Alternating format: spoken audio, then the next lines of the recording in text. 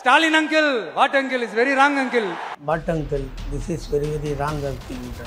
இப்போ நீ வந்து அவர் வயசில் பெரியவரானால அங்கிள் நீ என்னை விட வயசில் சின்னவன் உன்னை நான் மச்சான் கூப்பிடலாமா வாட் மச்சான் திஸ் இஸ் வெரி பேடு மச்சான். இப்போ முதல்வர் ஸ்டாலின் குடும்பத்துக்கும் தளபதி விஜய் அவர்கள் குடும்பத்துக்கும் நல்ல ஒரு ரிலேஷன்ஷிப் இருக்கனால ஒரு உரிமையில கூட அங்கிள்னு கூப்பிடுறேன். அதே உரிமையில் தான் நானும் மச்சான் கூப்பிடுறேன். இதையும் தாங்கிக்க.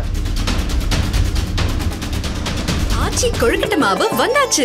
ஆச்சி கொழுக்கட்டை மாவிற்கு கொழுக்கட்டை அச்சை கேட்டு வாங்குங்கள். அது முதல்ல மாநாடுன்னு நீங்கள் ஒத்துக்கிறீங்களா? ஒரு ஆடியோ லான்ச்சு கூட ஒரு 2 மணி நேரம் நடக்கும். இன்னும் ஒரு 1 லட்சம் பேர் உட்கார மாதிரி இருந்துச்சுன்னா பந்தல் போடலாம்னா இது 15 லட்சம் பேர் வந்திருக்காங்களே. ஏங்க சதுர மீட்டர் கணக்கு பண்ணி உனக்கு கிட்டத்தட்ட 14.92 லட்சம் 15 லட்சம் பேர் வந்திருக்காங்க.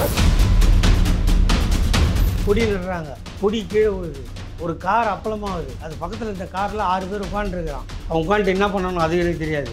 அது நிர்மல்குமார் உடனே வந்து பார்த்து அந்த புது கார் வாங்கி தரேன்னு வாக்குறுதி கொடுத்து காரும் வாங்கி கொடுத்தாச்சு.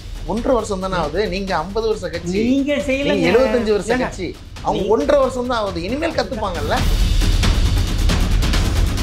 இப்போ ஃபர்ஸ்ட் விக்ரவாண்டி மாநாட்டில் தண்ணீர் பிரச்சனையால நிறைய பேர் மயக்கம் போட்டு விழுந்தாங்க, எல்லாம் பிரச்சனை. உடனே அடுத்த மாநாட்டிலேயே அதை சரி செஞ்சு ஒவ்வொரு அடிக்கும் ஒரு பைப் வச்சு அதெல்லாம் ஏற்பாடு நல்லா தானே பண்ணிக்கிட்டு இருக்காங்க. முதல் மாநாடு போட்ட 4 பேர் செத்து போனா நீ வந்து தண்ணி இல்லாத பிரச்சனை ஆச்சுன்னு அப்படியே லைட்டாக கடந்து போயிடுறீங்க. நீ என்னமோ தாவேக்கா தொண்டர் மாதிரி. ஏங்க உன் உயிர் மட்டும் உயிர், மற்ற உயிரெலாம் மயிரா. படக்கணத்தை விற்கிறவன் பிஸியானது ஒரு மாலை வணக்கம்னு சொல்ல தெரியாத அதெல்லாம் ஒரு ஆளா சார். உழைத்தவங்களுக்கு எம்பளத்தி உண்மையாக மன்றத்திலேருந்தே இருக்கட்டும். அதுதாங்க நானா சொன்னேன். அதே உண்மையாக உழைச்சவன் தானே பதவி போகிறதுக்கு லட்சக்கணக்கா பணம் கேட்குறாங்கன்னு சொல்லி அந்த தொண்டை தானே சொன்னான். இதே கோயம்புத்தூரில் ஒரு ஆட்டோ டிரைவர் மாவட்ட செயலாளராக இருக்கார். திமுக அப்படி ஒரு மாவட்ட செயலர் காட்டுங்க. Stalin uncle, what uncle is very wrong uncle. But uncle, this is very wrong uncle. இப்போ நீ வந்து அவர் வயசில் பெரியவரானால அங்கிள் நீ என்னை விட வயசில் சின்னவன் உன்னை நான் மச்சான் கூப்பிடலாமா வாட் மச்சான் திஸ் இஸ் வெரி பேடு மச்சான். இப்போ முதல்வர் ஸ்டாலின் குடும்பத்துக்கும் தளபதி விஜய் அவர்கள் குடும்பத்துக்கும் நல்ல ஒரு ரிலேஷன்ஷிப் இருக்கனால ஒரு உரிமையில கூட அங்கிள்னு கூப்பிடுறேன். அதே உரிமையில் தான் நானும் மச்சான் கூப்பிடுறேன். இதையும் தாங்கிக்க. தமிழ்நாடு ஃபுல்லாக 234 தொகுதியிலையும் விஜய் தான் நிற்கிறாருன்னு மொத்த மதுரை மாவட்டத்தில் இருக்கிற தொகுதியாக சொன்னாரா? கையில் வச்சுட்டு பேசுறதுக்கு அவங்க என்ன மற்ற கட்சி தலைவர்கள் மாதிரியா கையில் பேசலையே? இல்லைங்க, ஓப்பனா பேசுறாங்க, எதையும் பார்த்து படிக்கலையே. அப்படிலாம் இல்லை. ஒரு இப்போ திமுகவோட சிவாஜி கிருஷ்ணமூர்த்தி அவர்கள் பார்க்காம அடி அவங்க இதுல அனுபவம் இப்போ இதை சொல்றேன் இல்ல பேசுவீங்க. சாதாரண திமுக தொண்டன் பேசுறாரு தலைவர். கொடநாட்டில் போய் நடுங்கி கையை கட்டின்னு அடங்கி நின்றீங்க ஒரே ஒரு படத்துக்காக. ஒரு வீடியோ விட்டிய, அந்த வீடியோ எப்பவும் போயிட்டு தானே இருக்குது. பக்தி இருக்கு திமுக கிட்ட. ஏங்க இப்போ நீங்கள் என்னை பார்க்குறீங்க, என் நெத்தியில் என்ன இருக்கு? அப்புறம் ஏன் விநாயகர் சதுர்த்தி வாழ்த்து சொல்லுங்க. Vivo V60 Zeiss Portrait ESO Pro. Witness brilliance unfold in every curve and move with all new Vivo V60. Book now. தமிழகம் எங்கும் கிளைகள் கொண்ட Annamal institute of hotel management and hospital management படிப்பில் சேர்வதற்கான அட்மிஷன் நடைபெறுகிறது. நியூஸ் கிளிட்ஸ் நேயர்களுக்கு வணக்கம். இன்றைய சிறப்பு நேர்காணலில் திராவிட முன்னேற்ற கழகத்தின் நட்சத்திர பேச்சாளர் சிவாஜி கிருஷ்ணமூர்த்தி இணைந்திருக்கிறார். வணக்கம் சார். வணக்கம் சார். தமிழக வெற்றி கழகத்தின் 2வது மாநில மாநாடு மதுரையில் பல லட்சம் பேரோட சிறப்பாக நடைபெற்றது. அதோட உங்கள் பார்வை என்ன? எனக்கு அது ஏன் தான் வரவங்க எல்லாம் இதையே கேட்குறீங்க ஒன்றும் புரியல. அது முதல்ல மாநாடுன்னு நீங்கள் ஒத்துக்கிறீங்களா? பல லட்சம் பேர். உங்களுக்கு சின்ன வயசு, படிச்சிருப்பீங்க. ஏன்னா என் வயசு இல்லைன்னாலும் என் அனுபவம் இல்லைன்னாலும் ஓரளவுக்கு இருக்கும். உங்கள் வயசில் மாநாடுகள் பார்த்துருப்பீங்க. எல்லா கட்சியும் திமுக மாநாடுன்னு சொல்ல, எல்லா கட்சி மாநாடும் பார்த்துருப்பீங்க. ஒன்று காலையில் கொடியேற்றத்தோடு தொடங்கும், அப்புறம் மங்கள இசைகள், அப்புறம் தலைப்புகளில் பேச்சாளர்களோ இல்லை நிர்வாகிகளோ பேசி இறுதியில் தலைவர் பேசும்போது அது காலையில் ஒரு 7 மணி 8 மணிக்கு துவங்கி நைட்டு 10:30 மணி 11 மணிக்கு முடியறதுக்கு பேர் மாநாடு. மொத்தத்தில் 1.25 மணி நேரம் நடந்த ஒரு நிகழ்ச்சியை போய் நீங்கள் மாநாடுன்னு சொல்லவே எனக்கு அது வலிக்குது. அப்போ மாநாடு நடத்துகிறவங்களாம் என்ன பண்ணுவோம்? இதையே நீங்கள் மாநாடுன்னு சொல்லிட்டா அப்போ மாநாட்டுக்கு என்ன பேர் வைப்பீங்க சொல்லுங்கள். ஒரு ஆடியோ லான்ச்சு கூட ஒரு 2 மணி நேரம் நடக்கும். வந்த சீஃப் கெஸ்ட்லாம் பேசுவாங்க. அதெல்லாம் ஒன்றும் இல்லை. மற்ற தலைவர்கள் 5 நிமிடம், தளபதி விஜய் அவர்கள் அதெல்லாம் தலைவர்னு நீங்கள் சொல்லலாமா? சொல்லுங்கள். ஒருத்தர் துவக்க உரையாற்றுறாரு, அவர் பேச்சையும் நீங்கள் கேட்டீங்க. ம். ஒருத்தர் தொகுத்து வழங்குறாரு. ம். சாயந்தரம் 3 மணிக்கு ஆரம்பிச்சிருப்பாங்களா? ம், 4 ஏன்னா மணி. உங்ககிட்ட கிளியர் பண்ணி 4 மணி நான் அங்கே தான் இருந்தேன். இருந்தீங்கல்ல. 4 மணி. ம். 4 மணியில் 5:15 முடிஞ்சு போச்சு. ம். சூரியன் மறைகிறது ம். சந்திரன் உதிக்கிறது. எப்போ எத்தனை மணிக்கு? 4:45 சந்திரன் உதிப்பானா? ஒரு பொது அறிவு வேணாவா? ம். சொல்லு. சூரியன் இல்லைன்னா சந்திரனுக்கே வெளிச்சம் கிடையாது. ம். அதாவது சூரியனை சொல்கிறதா நினச்சி இப்படி தகாத சொல்லி அசிங்கப்பட்டு அவமானப்பட்டு, இன்க்ளூடிங் கட்சியோட தலைவர், ம். அவர் யார், அவருக்கு என்ன மெச்சூரிட்டி, அவருக்கு என்ன தகுதி, அதெல்லாம் அன்றைக்கி அவரே சொல்லிட்டு போயிட்டார். இப்போ நீங்கள் இப்போ கட்சி கூட்டங்கள் ஒரு 4 மணிக்கு தொடங்குது, 3 மணிக்கு தொடங்குதுன்னா மக்கள் ஒரு மணிக்கு தான் வர ஆரம்பிப்பாங்க. இங்கே 3 நாளாக வந்துட்டு இருக்காங்களேண்ணா. அதுதாங்க. அதை வந்தவனை கொச்சப்படுத்துறதா ம். இல்லை அந்த தலைமையை கொச்சப்படுத்துறதான்னு தெரில. ம். சீமான் சொன்ன மாதிரி ம். வேலை வெட்டி இல்லாதவங்களாம் 2 நாளுக்கு முன்னாடியே வந்துட்டானா, ம். இல்லை தலைமை சரியாக வழிகாட்டலையா தெரியல. ம். ஒரு மாநாடு அவ்வளோ செலவு பண்ணி செட்டு போடுறீங்க, வர தொண்டை உட்கார்றதுக்கு ஒரு சின்ன பந்தல் போடணுன்னு தெரியாது? இன்னும் ஒரு 1 லட்சம் பேர் உட்கார மாதிரி இருந்துச்சுன்னா பந்தல் போடலாம்னா இது 15 லட்சம் பேர் வந்திருக்காங்களே. ஏங்க நீங்கள் ஏங்க 15 லட்சம் நன்மை கூட்டம் நம்ம சொல்லல, டைம்ஸ் ஆஃப் இந்தியா கணக்கு சொல்லியிருக்கு. இந்தியாவிலேயே இதே மாதிரி ஒரு பெரிய மாநாடு மனசாட்சி சொல்லுங்கள். நானாங்க இருந்தேன். நான் கூட்டம் கணக்கு இது பண்ண முடியாது. ஆனாலும் பயங்கரமான 2 லட்சத்துலேருந்து 3 லட்சம் பேர் இருப்பான் என்னோட கணிப்பு. ம். புரியுதுங்களா? ஏங்க 10 லட்சம் கூட தான் இருக்கட்டுங்க. சதுர மீட்டர் கணக்கு உனக்கு- பண்ணி உனக்கு கிட்டத்தட்ட 14.92 லட்சம் 15 லட்சம் பேர் வந்திருக்காங்க. சரிங்க, 50 லட்சமே இருக்கட்டுங்க. ம். நீயும் ஓப்பனில் நின்று பேசுகிறது தானே? இப்போ ஓப்பன் ஸ்டேஜ் போட்டுருக்கலாம்ல, அவ்வளோ பேருக்கு போட முடியாதுல்ல. ம். உனக்கு ம். நீ மட்டும் குழுன்னு வச்சுக்கிட்டு மேடைக்கு பின்னாடி ஒரு ஏசியை போட்டுக்கிட்டு அந்த ரூமில் கொடி நடுறதுக்கு முன்னாடியே வந்துட்டல. நீ ஆமா. கொடி நடுறதுக்கு முன்னாடி வந்தாச்சு. காலையிலேயே வந்துட்டாரு.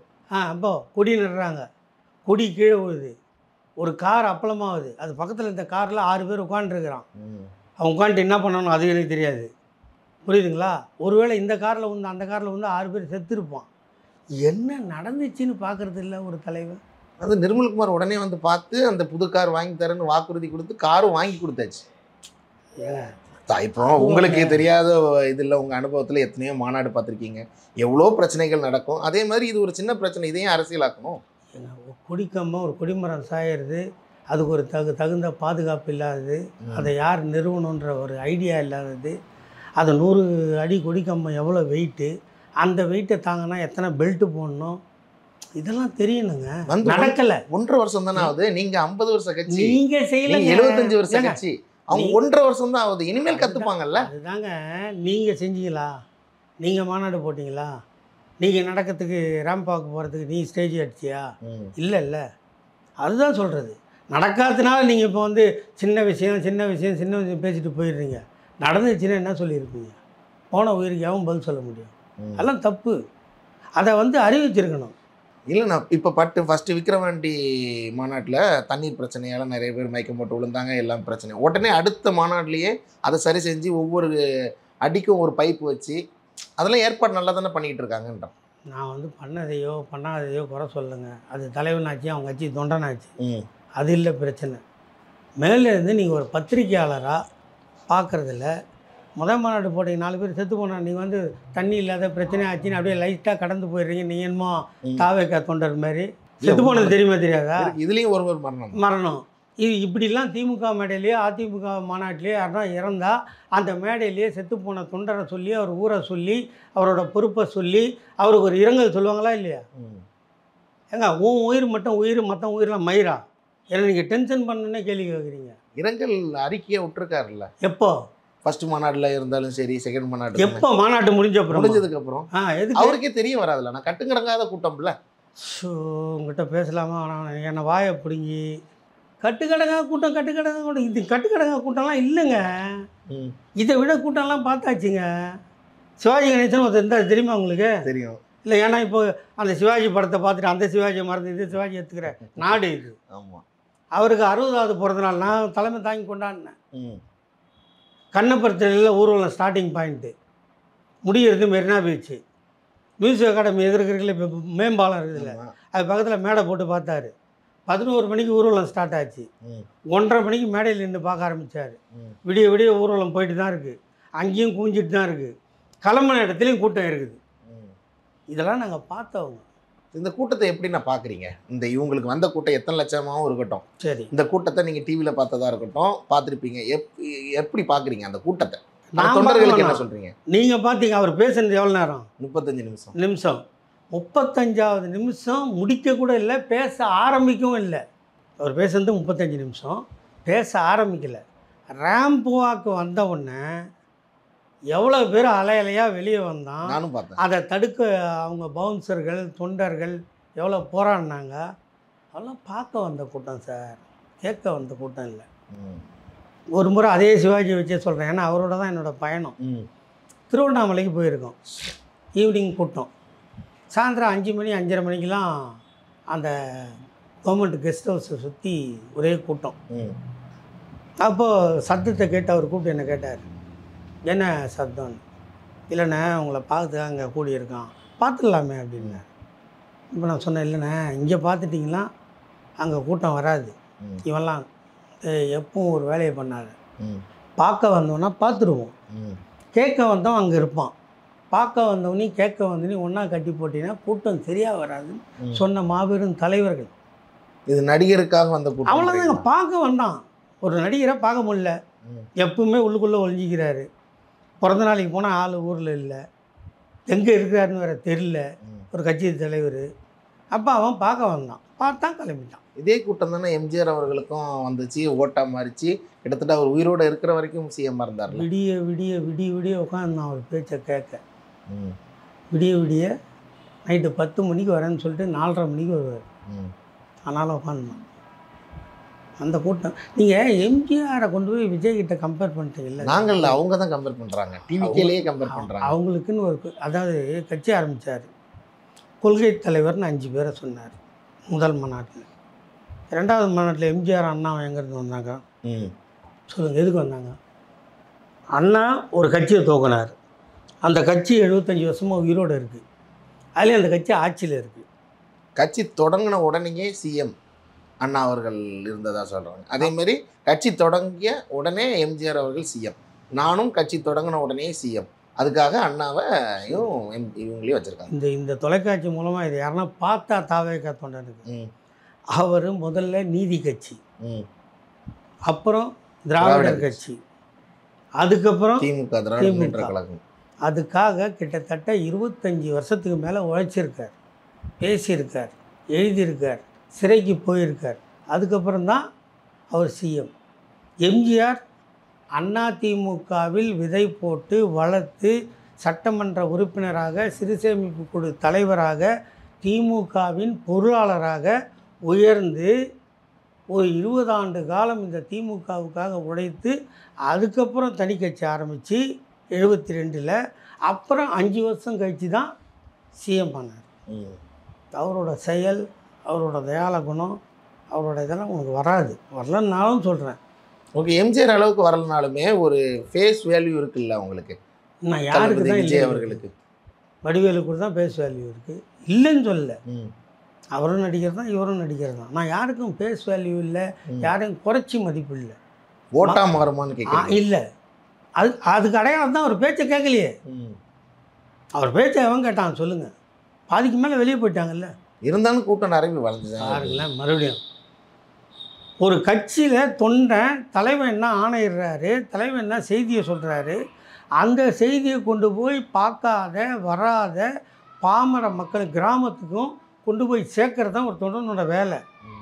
அவன் கேட்கவே தயாரில்லை, அவன் போய் என்ன சொல்லுவான், அதை போய் எங்கே கொண்டு போய் சேர்ப்பான் சொல்லுங்கள் நீங்கள். இப்போ நாங்கள்லாம் மாநாட்டுக்கு போகிறோம்னா பார்ப்போம், கேட்போம், அதை வீடியோ வந்துச்சுன்னா போட்டு போட்டு பார்ப்போம், அதை உள்வாங்குவோம், அந்த செய்தியை கொண்டு போய் ஜனங்கிட்ட சேர்ப்போம். அதான் அரசியல். இது அப்படி இல்லை. இது இப்போ அந்த கூட்டத்தில் 35 நிமிஷம் பேசுனதில் கிட்டத்தட்ட ஒரு 20 நிமிஷம் டிஎம்கே வசப்பாடி இருக்காரு. அதில் முக்கியமாக ஸ்டாலின் அங்கிள் கேட்குதா அப்படிங்கிறது, அந்த ஸ்டாலின் அங்கிள் அதை எப்படி பார்க்குறீங்க? அது வந்து ஒரு சின்ன பையன் தானே, ஒரு சின்ன பையன், எல்கேஜி யூகேஜி ஸ்டூடெண்ட் தான் அப்படி சொல்லுவோம். ஒரு 12 வயசில் திமுக மேடைக்கு வந்து தலைவர்கள் பேச்சை ரெக்கார்ட் பண்ணி அதை முரசொலி கொடுத்து இளைஞர் திமுகன்னு ஆரம்பித்து திருமணமான 3 மாதத்தில் ஓராண்டு காலம் மிசா கைதியாக போய் அந்த மிசா கைதியாக போனப்போ கூட காவல்துறை வந்து எனக்கும் திமுகவுக்கும் சம்மந்தம் இல்லைன்னு எழுதி கொடுத்துரு, எப்படி வெள்ளைக்காரன் வீர சவார்காரை கேட்டானோ அது மாதிரி எங்கள் தளபதியை கேட்டு அவர் செத்து போனாலும் இங்கேயே செத்து போகணும் தவிர திமுகவுக்கு எனக்கும் சம்மந்தம் இல்லைன்னு எழுதி தர மாட்டேன்னு சொல்லி அந்த மிசா சிறையை கழித்து அந்த மிசா சிறையில் அவரை கொல்ல முயற்சித்த போது அவர் உயிரை காக்க சிட்டிபாபுவும் பாலகிருஷ்ணனும் தங்கள் உயிரை தந்து காப்பாற்றி திமுகவில் மேயராக, சட்டமன்ற உறுப்பினராக, கட்சியோட பொருளாளராக, துணை பொதுச் செயலாளராக, செயல் தலைவராக அதுக்கப்புறம் தலைவராக வந்து தேர்தலை சந்தித்து மக்கள் ஆதரவோடு முதலமைச்சரான ஒரு 73 வயது வீரத்தழும்பு நிறைந்த ஒரு தலைவனை but uncle this is very very wrong அங்கிள்ன்ற. இப்போ நீ வந்து அவர் வயசில் பெரியவர், ஆனால் அங்கிள்ன்ற. நீ என்னை விட வயசில் சின்னவன், உன்னை நான் மச்சான் கூப்பிடலாமா? வாட் மச்சான், this is very very bad மச்சான். நான் மச்சான், நீ 10 ரூபா டிக்கெட்டை 100 ரூபாய்க்கும் 100 ரூபா டிக்கெட்டு 1000 ரூபாய்க்கும் வித்திய மச்சான். அதுக்கு கணக்கு எங்கே மச்சான்? என் மச்சான் ஒரு கார் வாங்கிட்டு வரி கட்டாமல் பிச்சைத்திய மச்சான், கோர்ட்டுக்கெல்லாம் போய் க்யூவில் நின்னையும் மச்சான். இப்போ அப்படியே வீராவேசம் எனக்கும் தாவேக்கா டிஎம்கேன்றல்ல, கொடநாட்டில் போய் நடுங்கி கையை கட்டின்னு அடங்கி நின்றிய ஒரே ஒரு படத்துக்காக ஒரு வீடியோ விட்டிய. அந்த வீடியோ எப்பவும் போயிட்டு தானே இருக்குது. 2 கையை கட்டி கூனி குறுகி அம்மா அவர்கள் எல்லோருக்கும் நல்லது செய்தார்கள், தமிழ்நாட்டு மாநிலத்தை முதல்வர் மாநிலமாக உயர்த்தினார்கள், இந்த பிரச்சனையும் தலையிட்டு தீர்ப்பார்கள் என்று நம்புகிறேன்னு ஒரு பிச்சைக்காரன மாதிரி போய் நின்னிய. அப்போ எங்கடா போச்சு இந்த வீரம்? நான் வாடா படம் பேசுகிறேன், தப்பாக நினைக்காது, எனக்கு வயசு இருக்குது, புரியுதுங்களா? அதை கூட எல்லாரும் கேட்பாங்க, சிவாஜி கிருஷ்ணமூர்த்தி எப்போ பேசினாலும் உரிமையில் பேசுகிறாங்க. நான் உரிமையில் பேசுறதில்லை, எனக்கு இருக்கிற உரிமையில் பேசுகிறவன், புரியுதுங்களா? அதெல்லாம் ரொம்ப தப்பு. அப்படி நாங்கள் பேச ஆரம்பிச்சிட்டோன்னு வச்சுக்கோங்க, உனக்கு பதில் கொடுக்கணும்னு ஆரம்பிச்சிட்டு நீ நைட்டில் தூங்க முடியாது. நீ வந்து ஒரு நாள் கூட தூக்கம் வராதுன்னு எங்களுக்கு சொல்கிற. நாங்கள் சிறைச்சாலையில் தூங்கினவங்க, சிறைச்சாலையில் எந்த வசதியும் இல்லாமல் போட்டிருக்கிற கடப்பை கல்லை பற்றி தூங்கினவங்க. ஒரு நாள் ஏசி இல்லாத ஒரு நாள் தூங்க முடியாது. மாநாட்டுக்கே க்ரீன் ரூம் கட்டினவன் தானே நீ? 6 மணிக்கு மேலே வெளியே வராதவன் தானே நீ? உனக்கு தலைவர் கலைஞரை பற்றியோ அண்ணன் தளபதியை பற்றியோ உதயநிதியை பற்றியோ பேசுகிற தகுதி துளி கூட கிடையாதுன்றது என்னோட கடுமையான வாதம். இப்போ முதல்வர் ஸ்டாலின் குடும்பத்துக்கும் தளபதி விஜய் அவர்கள் குடும்பத்துக்கும் நல்ல ஒரு ரிலேஷன்ஷிப் இருக்கனால ஒரு உரிமையில் கூட அங்கிள்னு கூப்பிட்றேன். அதே உரிமையில் தான் நானும் மச்சான்னு கூப்பிட்றேன். இதையும் தாங்கிக்க, அந்த உரிமை எனக்கு இருக்குல்ல. ஏன்னா நான் சிவாஜி வீட்டில் ஒரு ஆள், புரியுதுங்களா? 79 சிவாஜி வீட்டுக்கு போய் அவர் மறைகிற வரைக்கும் வீட்டில் இருந்து. அப்போ எவ்வளோ பேர் வந்திருப்பாங்க, எவ்வளோ பேரை ரிசீவ் பண்ணியிருப்பேன், எவ்வளோ பேரை சென்ட் ஆஃப் பண்ணியிருப்பேன். அதில் உங்கள் அப்பனும் ஒரு ஆள், அதனால் எனக்கு அந்த உரிமை இருக்குது, தெரியுதுங்களா? அதுக்கு மேலே நான் அது உள்ளே போக விரும்பலை. இன்னும் கடுமையாக போகலாம், வேணாம். 2 வருஷம் தான் ஆயிருக்கு. இதை விட ஒரு வெக்கக்கேடு விஷயம் சார், கட்சி ஆரம்பித்தாங்கல்ல, பேர் தானே வச்சார். அப்போ என்னை இதே மாதிரி உங்களை மாதிரி தம்பிமார்கள் வந்து வீட்டுக்கு இதே மாதிரி கேமராவை போட்டு விஜய் வராரு என்ன சொல்கிறீங்கன்னு கேட்டேன். 49 வயசுங்க, நல்ல பீக்கில் இருக்கும்போதே வராரு, ஒரு ரிட்டையர்ட் ஆகிலாம் வராமல். அதனால் அவருக்கு என்னோட வரேன்னு சொல்லி ஏமாத்தாம நான் வாழ்த்துக்கள்னு சொன்னேன். இதை 2 வருஷத்துக்கு முன்னாடி சொன்னதை விஜய் ரசிகர்கள் இருக்கான்ல, அதை இப்போ எடுத்து போட்டு என்னை ஏதோ மதுரையில் அவங்கெல்லாம் தாக்கிட்டா மாதிரியும், தாக்கிறதுனால நான் பயந்து இப்போ காட்டுறேன், இந்த வீடியோவும் நான் காட்டுறேன், நீங்களும் பார்த்தீங்களா? பயந்து போய் பேசுகிற மாதிரி போனேன். இதை விட எவ்வளோ பெருசாக இருக்கும். என்கிட்ட இந்த உதிர்ந்து போதில்லை மசுறு, அந்த மசுறு கூட எவனுக்கும் தயங்காது. என்னை பற்றி தெரியும்ல, 64 நாள் சிறைக்கு போனேன் சார். அப்போ கூட நான் பெயில் பெட்டிஷனில் எனக்கு உடம்பு சரியில்லை, சுகர் இருக்குது, உடம்பு சரியில்லை, என்னை விட்டுருங்கன்னு அழுவலை, ரைட் அண்ட் ராயலாக ஜாமீன் வாங்கி வெளியே வந்தவன். இப்படி பேசுகிறீங்களே, இப்படி போடுறீங்களே, வெக்கமா இல்லை? இப்படி போடுறதுக்கு தூக்கு போட்டு செத்துடலாம் இல்லை? இல்லை என்கிட்ட கேட்டால் விஷம் கொடுப்பேன்னு வாங்கி துண்ணு செத்துடலாம் இல்லை? இது எவ்வளோ கீழ்த்தரமான வேலை? செய்யலாமா இதை? சொல்லுங்கள். அந்த ஃபேஸை பார்த்தீங்கன்னாவே தெரியும் இது பல வருஷத்துக்கு முன்னாடி போட்டதுன்ட்டு. அப்போ இருந்த மூஞ்சி வேறு, இப்போ இருந்த மூஞ்சி வேறு. அதுக்கெல்லாம் நான் பதில் சொல்லுவேன்னு எதிர்பார்க்குறான். நான் பதில் சொல்கிற அளவுக்கு தகுதி உள்ள கட்சி தொண்டனோ தலைவனோ தாவேக்கெல்லாம் ஒருத்தனும் இல்லை. வடக்கணத்தை விற்கிறவன் புஷி ஆனந்த், ஒரு மாலை வணக்கம்னு சொல்ல தெரியாத அதெல்லாம் ஒரு ஆளா சார்? சொல்லுங்கள். கேட்டா கட்சியோட பொதுச் செயலாளர் முன்னாள் எம்எல்ஏ எத்தனை ஓட்டு? 4000 ஓட்டுன்னு. ஆ 4000 ஓட்டு. 4000 ஓட்டு கூட கிடையாது. இங்கே சின்ன சென்னை மாநகராட்சியில் எவ்வளோ ஓட்டு தெரியுமா? 32,000 42,000 வரைக்கும் இங்கே ஓட்டு. ஜெயிக்கிறவன் 1000 ஓட்டில் ஜெயிப்பான். அங்கே அப்படி இல்லை. 4000 ஓட்டில் 100 ஓட்டில் ஜெயிச்சுட்டு புஷி தொகுதியில் ஜெயிச்சுட்டு நீ ஒரு ஆளுன்னு வந்து பேசிட்டு நிற்ப. உழைத்தவங்களுக்கு எம்பளத்தி உண்மையாக பதவி மன்றத்திலேருந்தே இருக்கட்டும். அதுதாங்க நானா சொன்னேன். அதே உண்மையாக உழைச்சவன் தானே பதவி போகிறதுக்கு லட்சக்கணக்காக பணம் கேட்குறாங்கன்னு சொல்லி அந்த தொண்டை தானே சொன்னான். இதே கோயம்புத்தூரில் ஒரு ஆட்டோ டிரைவர் மாவட்ட செயலாளராக இருக்கார். திமுக அப்படி ஒரு மாவட்ட செயலர் காட்டுங்க. ஏங்க முறை சொல்லி வாங்க துப்பு இல்லாதவெல்லாம் கட்சியில் மெம்பராக இருந்தவங்க. நீங்கள் என்ன நினச்சிருங்க பொறுப்பில் இருந்தவங்க இப்போ எப்படி இருக்காங்க? ஏன்னா எப்பவும் அப்படி தாங்க இருக்கான். இப்போ இந்த என்னை உட்காந்து கேட்டிருக்கீங்களா? நான் என்னவா இருந்தேன்? இதே போன வருஷம் 2023 இப்போ 24 ஆகஸ்ட்டுக்கு முன்னாடி நீங்கள் வந்தீங்கன்னா இந்த பார்க்குள்ளே தான் என்னோடய பேட்டி. எனக்கு வீடு கிடையாது. உங்களை மாதிரி தம்பிங்களாம் வந்து கேட்டாங்க உனக்கு கட்சி வீடு கொடுக்கலையான்னு. நான் பிச்சை எடுக்க விரும்பலைன்னு சொன்னேன். தெரியுதுங்களா? இங்கே பேட்டி கொடுக்க முடியாது. பார்க்கு சாவி வாங்கி வச்சுட்டு திறந்து எங்கே நிழல் இருக்குது கேமரா வச்சு தான் கொடுத்துருந்தேன். நம்ம கேமராமேனே எடுத்துருக்கேன். அப்புறம் சொல்லுங்கள். எனக்கு முதலமைச்சர் வீடு கொடுன்னு சொன்னார். அதுக்கு நான் எல்லா எவிடன்ஸும் கொடுத்தேன். அதெல்லாம் சிக்கல் இல்லைன்ட்டான். போடான்ட்டு இந்த வீடை கட்டிட்டேன். கடன் பரவாயில்ல, ஏமாற்ற மாட்டேன். வட்டி கட்டுவேன், அசலை கொடுப்பேன். காருக்கு போய் வரி கேட்டால் அதுக்கு கோர்ட்டுக்கு போய் நிற்க மாட்டேன். நான் கடன் வாங்கியிருக்கேன், நான் வட்டி கட்டணும், நான் கட்டுவேன். புரியுதுங்களா? அதனால் 75 வருஷம் இந்த கட்சி எத்தனை பேர் செத்துருக்கான் தெரியுமா? எத்தனை பொம்பளையோட தாலி அறுந்துருக்கு தெரியுமா உங்களுக்கு? ஒவ்வொரு சட்டத்தையும் எடுத்துகிட்டு வரும்போது அதை எதிர்த்து மிஸ்ஸா தடா பொடா எமர்ஜென்சி என்ன சட்டமாக இருந்தாலும் அதுக்கு உயிர் குத்த ஒரு கட்சி இருக்குதுன்னா திமுக மட்டும்தாங்க. சும்மா இந்த கட்சியை நீங்கள் குறைச்சி எடை போட்டுறாதீங்க. நீங்கள் உட்காந்துக்கிட்டு இந்த சோபாவில் உட்காந்துக்கிட்டு என்னை பேட்டி எடுக்கிறீங்கல்ல, இதுக்கு திமுகன்ற ஒரு கட்சி இல்லைன்னா நீயும் நானும் இங்கே இல்லை. உங்கள் அப்பனும் எங்கள் அப்பனும் செருப்பு போட்டு ரோட்டில் நடந்துருக்க முடியாது. ஆடு மாடு குதிரை கழுதை அதெல்லாம் போகிற ரோட்டில் உன்னையும் என்னையும் போகக்கூடாதுன்னு சொன்னேன். நாடு தானே சார் இது. அதுக்கெல்லாம் உரிமை வாங்கி கொடுத்த கட்சி தானே இந்த கட்சி. சொல்லுங்கள் பார்க்கலாம். அதனால் இந்த கட்சியை வந்து அழிப்பேன், இன்னொருத்தர் வந்தார் வேரோடு பிடிங்கி போடுவேன். இதுக்கு வேறு எங்கே இருக்குதுன்னு கண்டுபிடிக்க முடியுமா? முடியாது. அதே 21 தேர்தலில் அதே கூட்டத்தில் தானே இப்போ எல்லாம் கத்துறான். 26 நாங்கள் கூட்டணி சேர்ந்து விட்டோம், தேசிய ஜனநாயக கூட்டணியை பற்றி பேச ஆரம்பிச்சிட்டோம். இந்த மசரத்தானே 21 அப்போ பிடுங்க, அதை பிடுங்க. எப்போ பிடுங்க போகிறீங்க? அப்போ இன்னும் எக்ஸ்ட்ரா கட்சிலாம் இருந்தது. அப்போ இருந்த கட்சிலாம் இப்போ இல்லை. இருக்குதா கூட? இல்லை. அதெல்லாம் வேணாம். திமுக விமர்சனம் பண்ணாதீங்க. திமுக விமர்சனம் பண்ணுறதும் தாய்ப்பாலை கொச்சப்படுத்துறதுக்கு சமம். இது ஒரே பதிலில் தான். குறிப்பாக இந்த மாநாட்டில் தளபதி விஜய் அவர்கள் பேசிகிட்டு இருக்கும்போது தொகுதி மேலூர் தொகுதி விஜய், திருப்பரங்குன்றம் விஜய், உசிலம்பட்டி விஜய், தமிழ்நாடு ஃபுல்லாக 234 தொகுதியிலையும் விஜய் தான் நிற்கிறாருன்னு மொத்த மதுரை மாவட்டத்தில் இருக்கிற தொகுதியாவது சொன்னாரா? சொன்னார். மொத்த தொகுதி எல்லாத்தையும் எத்தனை சொன்னீங்க? மொத்தம் 11 என்னமோ சொன்னார். ஏங்க நீங்கள் வேறு சும்மா சொல்லலையா?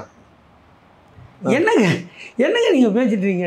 எதையுமே டேட்டாவே கையில் இல்லைங்க. மறைக்கலாம். கையில் வச்சுட்டு பேசுறதுக்கு அவங்க என்ன மற்ற கட்சி தலைவர்கள் மாதிரியா? கையில் பேசலையே, வந்துட்டு இல்லைங்க, ஓப்பனா பேசுறாங்க. எதையும் பார்த்து படிக்கலையே. அப்படிலாம் இல்லை. ஒரு கட்சி இப்போ திமுகவோட சிவாஜி கிருஷ்ணமூர்த்தி அவர்கள் பார்க்காம அடி அவங்க இதுல அனுபவம். இப்போ இதை சொல்கிறேன்ல பேசுவீங்க. சாதாரண திமுக தொண்டை பேசுகிறார் தலைவர். ஒரு தலைவர்னா முதலமைச்சர் அந்த தகுதியோடு இருக்கார். டேட்டாவில் ஒரு வார்த்தை, ஒரு எண், ஒரு பிழை நடந்தாலும் அதுக்கு முதலமைச்சர் பொறுப்பு இருக்கணும். அதான் தலைவன். டேட்டா மிஸ் ஆகக்கூடாதுன்னு நினைக்கிறான் பார், அதுதான் தலைவன். நான் டேட்டா மிஸ் பண்ணலாம் சொல்லலாம், ஆனால் நான் மிஸ் பண்ண மாட்டேன். புரியுதுங்களா? எல்லாத்தையும் கம்ப்யூட்டரில் எப்படி நீங்கள் கம்ப்யூட்டர் கூட சில நேரம் எரர் ஆகிடும். என் மூளை எரர் ஆகாது. ஏன்னா நான் 6 வயசுலேருந்து பேசிகிட்டு இருக்கேன். இன்றைக்கி எனக்கு 67 வயசு. அதனால் அதெல்லாம் தப்பாக பேசுகிறவனா தலைவன். தப்பு இல்லாமல் ஏங்க, நீ ஒரு பொது வாழ்வுக்கு வந்துட்டா உன்னை பார்த்து ஒருத்தன் அது மாதிரி நடக்கணும். அதுக்கு வழிகாட்டுறவன் தான்.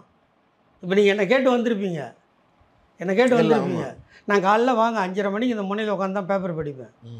வீட்டில் உட்காந்து ஏசி போட்டு லைட்டு போட்டு 5:30 மணி to 7:30 அந்த முனை டீ கடை. என்னை பின்பற்றி என்கிட்ட ஐடியா கேட்டு, அது குடும்பமாக இருக்கட்டும், குடும்பத்துக்குள்ள பிரச்சனையாக இருக்கட்டும், மனைவியோட பிரச்சனையாக இருக்கட்டும், எந்த பிரச்சனையாலும் என்கிட்ட கேட்டு தீர்வு கேட்டு போகிறவன் இந்த பகுதியில் இருக்கான். அவ்வளோ நாளாக இருக்கேன். அதெல்லாம் தப்பு. ஒரு தலைவன் கரெக்டாக தெளிவாக பேசணும். வச்சுட்டு தான் இருந்தார். முகம் விஜய் தானே அவ்வளோ தொகுதியிலையுமே அப்படின்ட்டு இருக்காரு. அதுக்கான பற்றி அதை அப்படி சொல்லிட்டு போ, நான் நிற்கிறதா நினச்சி ஓட்டு போடுங்க அப்படி தான் சொல்லுவாங்க. இப்போ அந்த ராயபுரத்தில் கூட தேர்தல் நடந்தது. ஜெயக்குமார் சவால் விட்டார், நீ வந்து இங்கே நின்று ஜெயிச்சிருப்பார் பார்த்துறேன், நான் உன்னை ஒரு தொண்டனை வச்சு தோக்கடிக்கிறேன்னு சொன்னார். அதே மாதிரி நிற்க வச்சோம், தோக்கடித்தோம். அப்படி தான் கலைஞர் கூட அப்படி தான் சொல்லுவார். நானே நிற்பதாக நினைத்து வேலைவார், என் சொந்த தொகுதி கொளத்தூர் என்றால் ஆர்கே நகர் என்னோட நான் தத்தெடுத்த தொகுதின்னு பேசியிருக்கேன். அப்படி பேசலாம். இப்போது நான் வேட்பாளரை அறிவிக்கப் போகிறேன் சொல்லிட்டு ஒரு தொகுதியை சொன்ன உடனே எல்லாம் அங்கே தான் நிற்க போகிறாங்க, விசில் அடிக்க ஆரம்பிச்சிட்டான். இருங்க அவசரப்படாது எல்லாத்தையும் சொல்கிறேன். இப்போ தளபதி விஜய் அவர்கள் கட்சி தொடங்கின உடனே இப்போ நிர்மல்குமார் ஏடிஎம்கேலேருந்து போனதாக இருக்கட்டும், ஆதவர்ஜுனா விடுதலை சிறுத்தை கட்சியிலேருந்து போனதாக இருக்கட்டும், ஒரு பலம் கூடியிருக்குன்னு நினைக்கிறீங்களா? ஏங்க விடுதலை சிறுத்தை கட்சியிலேருந்து போனாரா, எங்கே போனார் தெரியாது. அவர் திமுகவுக்கு வேலை பார்த்துருக்கு. ஏமா இருந்திருக்காரு, வேலை மாநாட்டை நடத்தி கொடுத்துருக்காரு. எதுமா இதே மாதிரி திமுக மாநாட்டை நடத்தி கொடுத்துருக்காரு. மாநாட்டுக்கு நடத்தி கொடுத்த வேலைக்காரர்களை இவர் ஒரு வேலைக்காரர். புரியுதுங்களா? எப்பவுமே வார்த்தையை கரெக்டாக யூஸ் பண்ணுங்க. மாநாட்டு நிறைய பேர் உழைச்சிருக்கீங்க, அதில் அவர் ஒருத்தர் முக்கியமான ஒருத்தர். அதாங்க, அது முக்கியமானவரோ கடைசி ஆளோ. இப்போ நீங்கள் 4 பேர் வந்திருக்கீங்க, நீங்கள் ஒருத்தர் தான் கேள்வி, அதுக்காக இவங்கெல்லாம் முக்கியமான ஆள் இல்லைன்னு அர்த்தமா? எல்லாரும் இல்லை சேர்ந்து ஒன்று தான் படப்பிடிப்பேன். அது மாதிரி அதில் ஒருத்தர். அதுக்குண்டான சம்பளத்தை நாங்கள் ஏமாத்தாத கொடுத்துட்டோம். அது வேலை செய்கிறதும் கூலி வாங்குறதும் ஒருத்தனோட உரிமை கடமை. அதை செஞ்சாங்க. நான் அதை சொல்ல. பலம் கூடிச்சுன்னா எப்படி கூடும்? பலம் வந்து ஒவ்வொரு தொண்டனும் 10 ஓட்டை கொண்டாட தொண்டனாக மாறணும். அவனுக்கு அந்த உள்ளூரில் நல்ல பேர் இருக்கணும். அவன் இப்போ ஒன்றும் வேணாங்க, நான் போய் பக்கத்து வீட்டில் படிக்கட்டு ஏறி போனால் அந்த வீட்டில் பெண்களும் ஆண்களும் குழந்தைகளும் இருந்தால் வாப்பா எப்படி இருக்கேன்னு கேட்டால் தான் அந்த வீட்லேருந்து எனக்கு ஓட்டு கிடைக்கும். வரும்போதே கதவு சாத்திட்டாங்க இருக்கும். அதில் அப்படி நடக்கணும்னு நினைக்கிங்க? டிவிக்கு ஒவ்வொரு விஜய் ஃபேன்ஸுன்னு தமிழ்நாட்டில் ஒவ்வொரு வீட்லேயும் இருப்பாங்கல்ல. ஐயா சாமி, வீட்டில் இருக்கிற ஒருத்தன் தான் சொல்கிறேன். அவன் ஒரு ஓட்டு அது ஓட்டாகி அது சட்டமன்றத்துக்கு ஆள் அனுப்புகிற ஓட்டாக ஆகாது. அவன் 10 ஓட்டை கொண்டாடுறவனாக மாறணும். அப்படி இருந்தால் மட்டும்தான் நடக்கும். ஏங்க நீங்கள் உன் தலைவனே எவனுக்கு இழவு நடந்தாலும், எவன் வீட்டை கெட்டது நடந்தாலும், எவன் அவத்தப்பட்டாலும் அவனை போய் பார்க்குறது இல்லை. அப்போ அந்த அவனை பின்பற்ற தொண்டை எப்படி இருப்பான்? இப்போ நீங்கள் எம்ஜிஆர்னு சொல்கிறீங்க. எம்ஜிஆர் ஒரு தொண்டன் பாதிக்கப்பட்டு அவனுக்கு உதவி பண்ணார். ஏன் எங்கள் கட்சியோட பொது செயலாளர் என்ன சொல்கிறாரு? எம்ஜிஆர் தான் என்னை படிக்க வச்சார், நீ வந்துருன்னு கூப்பிட்டாரு, நான் வரமாட்டேன்னு சொல்கிறாங்கல்ல. அது மாதிரி சொல்லணும். நீ இப்போ தேவைப்பட்டா அண்ணாவை எடுத்துக்கிற, அந்த அண்ணா பேரில் ஒரு கட்சி இருக்குது. ஒரு கட்சி அதிமுக, அது எம்ஜிஆர் ஆரம்பித்த கட்சி. அந்த கட்சி இன்னும் உயிரோடு இருக்குது. இதில் என்னென்னா பாவம் எனக்கு எடப்பாடி பழனிசாமி தான். சசிகலா அந்த அம்மாவோடவே ஒரு 38 வருஷம் பயணிச்சு. அப்ரூவராக மாதிரி தான் அந்த அம்மா விடுதலை ஆகிருக்கும் இல்லையா? சசிகலா அப்ரூவர் ஆகலை. எது வந்தாலும் அக்காவோட ஜெயிலுக்கு போச்சு. அக்கா செத்து போனாலும் அந்த 4 வருஷம் தண்டனை அதை ஏற்று இருந்துச்சு. அந்த அம்மா ஒரு அதிமுக கொடியை கட்டினா ஆச்சா போச்சான்னு வானத்துக்கும் பூமிக்கும் எகிரி குடித்த எடப்பாடி பழனிசாமி நீ எம்ஜிஆரை போட்டு பேனரே வைக்கிறான், வாயே திறக்கலை. ஏன்னா பிஜேபி திறக்காதுன்னு சொல்லிடும். ஏன்னா அவரும் பிஜேபிக்கு வேண்டியவர், இவரும் பிஜேபிக்கு வேண்டியவர். ஒன்று ஏங்க அதை விட ஒன்று சொன்ன ஓ பன்னீர்செல்வம் யாருங்க? அதிமுக தொண்டர், அம்மாவோட விசுவாசி, தீவிர விசுவாசி. இப்போ நான் வேஷ்டி கட்டிருக்கேன், இது சந்தன கலர். கருப்பு சிவப்பும் ஒட்டிக்கு இருந்துச்சுன்னா அது திமுக வேஷ்டி. கருப்பும் சிவப்பும் விலகி இடையில வேஷ்டி தெரிஞ்சால் அது அதிமுக வேஷ்டி. அதை கட்டக்கூடாதுன்னு கோர்ட்டுக்கு போகணுங்க இல்லைடா? உன் மாநாட்டில் படத்தையே போட்டுருக்கான பொத்திட்டு இருக்க ஃப்ரண்ட் அண்ட் பேக்கை க்ளோஸ் பண்ணி.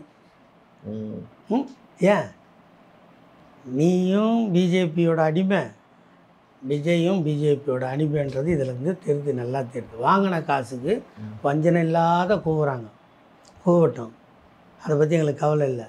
நீங்கள் ஆனால் அதுக்காக வந்து ஒவ்வொரு வீட்லேயே இருக்கிறோம், அந்த வீட்டில் இருக்கிறோன்னு இதில் வேடிக்கை தெரியுமா? ஒன்று சொல்ல மறந்துட்டேன். போன வாரம் 20 பேர் பொற்சாகத்துலேருந்து வந்தான். இந்த 2 வருஷ காலத்தில் விஜயை பற்றி பேசி விஜய் தொண்டருக்கு நான் கொடுத்த அட்வைஸை கேட்டு என்கிட்ட வந்து திமுக தொண்டை போட்டு நான் திமுக வரேன் விஜய் ரசிகர் வந்தான் தெரியுமா. நான் இதெல்லாம் சிலதெல்லாம் விளம்பரம் தேடியது இல்லை. எனக்கு விளம்பரமும் பிடிக்காது. எந்த கூட்டத்துக்கு மேடைக்கு போனாலும் சரிங்க, என்னோடய ரோல் முடிஞ்சால் நான் இறங்கிடுவேன். அந்த கூட்டம் நடத்தினவன் அமைச்சரோ தலைவரோ அந்த ஊரில் இருக்கோ அவன் பக்கத்தில் உட்காந்து இடத்த விட்டு நான் வேறு இடத்துக்கு போயிடுவேன். அந்த கூட்டம் நடத்தினான்ல ஒன்றிய செயலாளரோ வட்ட செயலாளரோ பகுதி செயலாளரோ என் இடத்த காலி பண்ணால் அவனுக்கு அந்த இடம். அது மாதிரி நினைக்கிறவன் நான். அதெல்லாம் சும்மா சார். மொத்தமாக இந்த தமிழக வெற்றி கழக மாநாடை எப்படி பார்க்குறீங்க?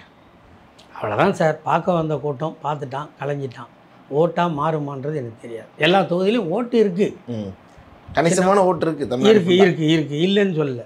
அதுக்காக நான் சுத்தமாக பிளைண்டாக முக்கியமாக திமுகவோட ஓட்டை தான் பறிக்கப்படுது. ஏன்னா சிறுபான்மையினர் ஓட்டு அது எல்லாமே தளபதி விஜய் அவர்களுக்கு வரும் அப்படிங்கிற மாதிரி. இப்போ நீங்கள் சிறுபான்மையினர்லாம் முட்டாள்னு சொல்ல வரீங்களா? இல்லை, பிரிக்கிறது. இப்போ ஏடிஎம்கேக்கு போகாது, நீங்கள் சிறுபான்மையினர் ஓட்டு ஏடிஎம்கேக்கு போகாது, ஏன்னா பிஜேபியோட அலைன்ஸில் இருக்குது. அப்படிங்கிறப்ப டிஎம்கேக்கு தான் மொத்த சிறுபான்மையினர் ஓட்டு.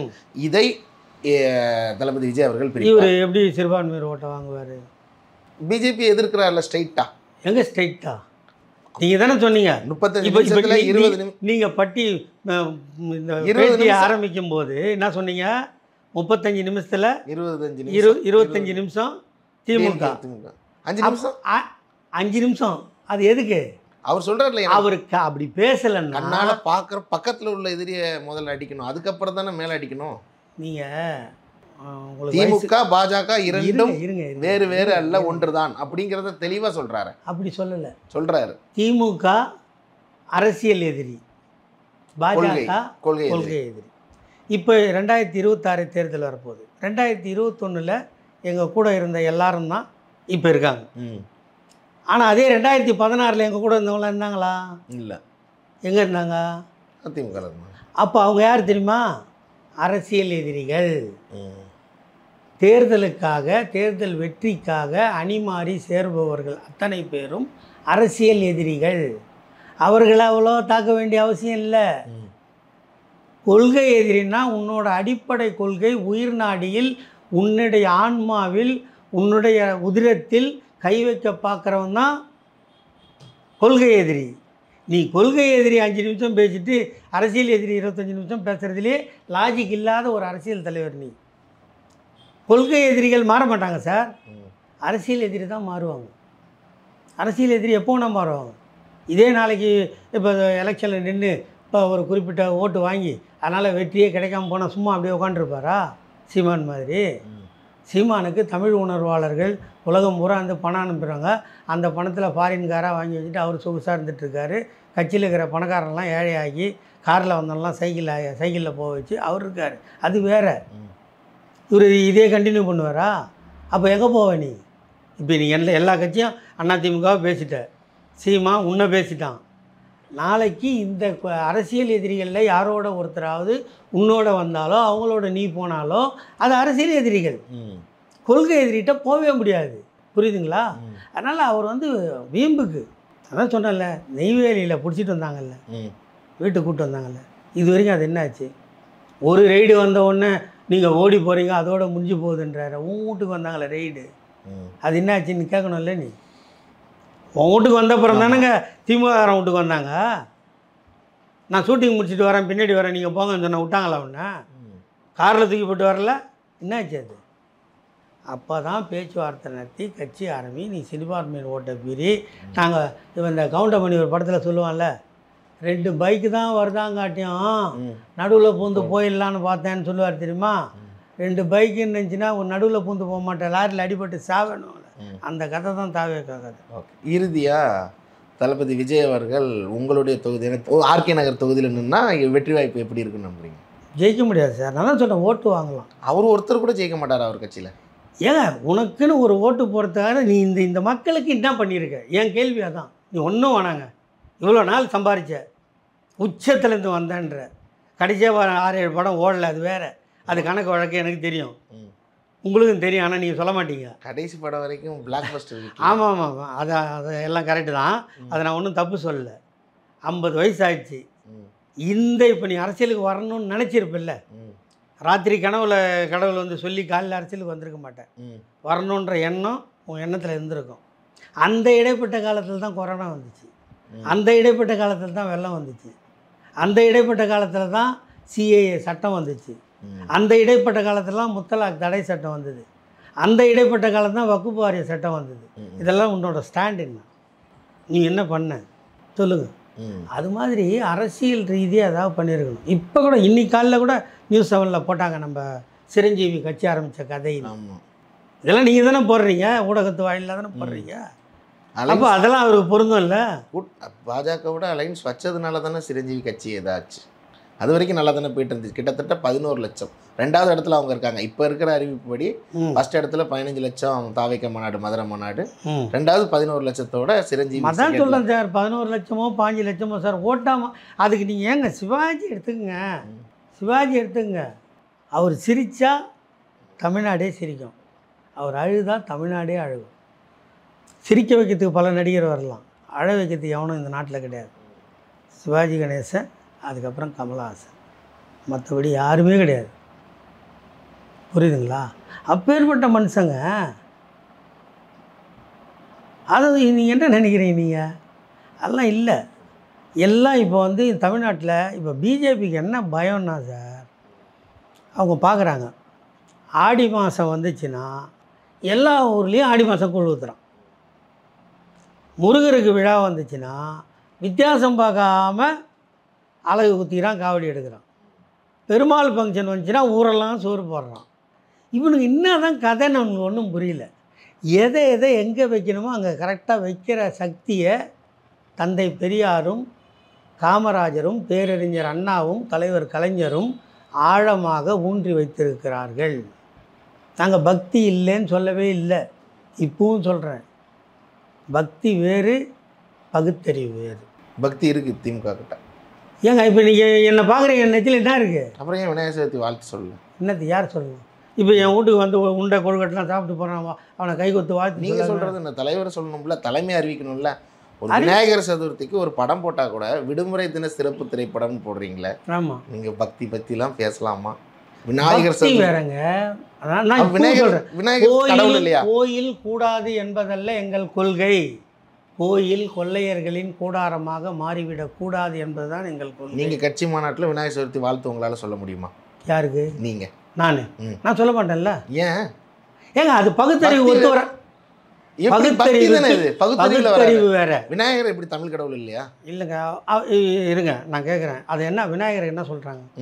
எப்படி அவருக்கு அந்த யானை முகம் வந்து? புராணத்தை விட்டுருங்க, பல பேரோட நம்பிக்கை இருக்கா இல்லையா? இருக்குங்க.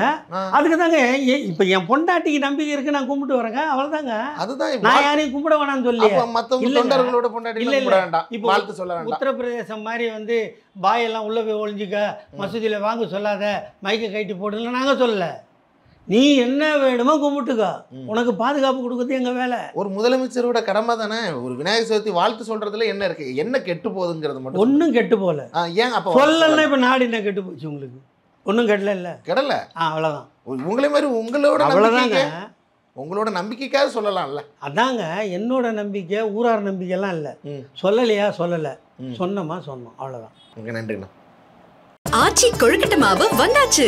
ஆச்சி கொழுக்கட்டை மாவிற்கு கொழுக்கட்டை அச்சை கேட்டு வாங்குங்கள். Vivo V60 Zeiss Portrait ESO Pro. Witness brilliance unfold in every curve and move with all new Vivo V60. Book now. தமிழகம் எங்கும் கிளைகள் கொண்ட Annamal institute of hotel management and hospital management படிப்பில் சேர்வதற்கான அட்மிஷன் நடைபெறுகிறது.